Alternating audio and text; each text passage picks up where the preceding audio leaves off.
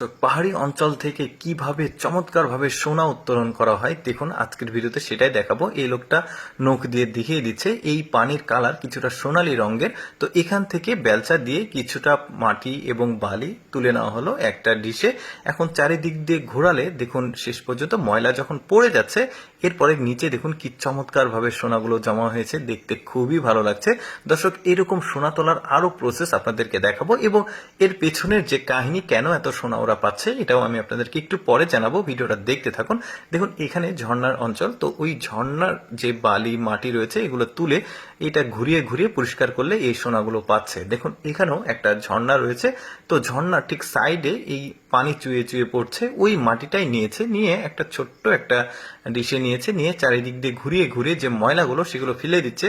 আর নিচে দেখুন কত চমৎকার ভাবে স্বর্ণগুলো পাওয়া যাচ্ছে। দেখেছেন স্বর্ণের বর্তমানে যে বাজার দাম, সেটাতে চিন্তা করে দেখুন ওরা কত সহজে স্বর্ণগুলো পাচ্ছে। যেমন এই লোকটা দেখুন এখানে সোনালী কালারের মাটি রয়েছে, এই মাটিগুলো এই ডিশে নিল, কালো এই ডিশে, ওই একই প্রসেসে চারিদিকে ঘুরিয়ে ঘুরিয়ে এখন কিন্তু শেষের দিকে সোনা পাবে। দেখতে পাচ্ছেন এ যদিও একটু কম পেয়েছে, তারপরেও কিন্তু অনেক। এরপর দেখুন এখানকার পানির কালার দেখুন কিছুটা সোনালী রঙের, তো এখানে সোনা আছে, লোকটা বুঝতে পেরেছে। এবার আঙুল দিয়ে দেখাচ্ছে যে হ্যাঁ এখানে সোনা আছে।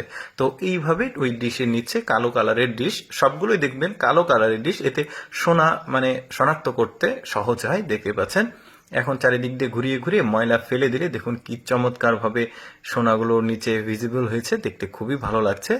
এইরকম আসলে স্বর্ণ পাওয়া যায় চায়নাতে, কিছুটা ভিয়েতনামে, আরো নেপালের কিছু জায়গাতে এই ধরনের আসলে সোনাগুলো পাওয়া যায়। যেমন এখানকার মাটির কালার দেখুন কি চমৎকার সোনালী রঙের কালার মাটিগুলোর। তো এখান থেকে বেলচা দিয়ে এই কালো ডিশে এই মাটিগুলো নেওয়া হচ্ছে, মাটি বালি এগুলো নিয়ে চারিদিক দিয়ে ঘুরিয়ে ঘুরিয়ে দেখুন শেষের দিকে সোনা রয়েছে, বেশ চমৎকার। কিন্তু ব্যাপারটা হচ্ছে কোটি কোটি বছর পূর্বে এই ঝর্ণা পাহাড়ি যে পদদেশ রয়েছে এগুলোতে আসলে সৃষ্টিকর্তার আসলে ভালো জানে, বৈজ্ঞানিক হিসাবে এভাবেই তৈরি হয়। তো স্বর্ণগুলো তৈরি হয়, তৈরি হবার পর এইভাবে আসলে মাটি পানি বালির মধ্যে মিক্সি হয়ে থাকে, তারপরে এরা এখানে গিয়ে এভাবে স্বর্ণগুলো তুলে নিয়ে আসে। দেখতে পাচ্ছেন বেশ চমৎকার। স্বর্ণ উত্তোলনের তো আরো অনেক পদ্ধতি রয়েছে, তবে এই পাহাড়ি জায়গাগুলোতে এভাবে আসলে স্বর্ণগুলো ওরা পাহাড়ি অঞ্চলের মানুষজন এভাবে তোলে।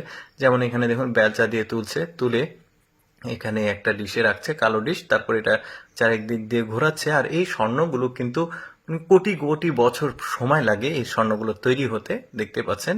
আর আসল রহস্য অবশ্যই সৃষ্টিকর্তাই ভালো জানে আমাদের চাইতে। দেখতে পাচ্ছেন কত চমৎকার লাগছে দেখতে। দর্শক, কেমন লাগলো পাহাড়ি অঞ্চলের এই সোনা তোলার ব্যাপারটা অবশ্যই কমেন্ট করে জানাবেন। আর এইরকম ব্যতিক্রম ভিডিও প্রতিদিন দেখতে পেজটি ফলো রাখতে পারেন।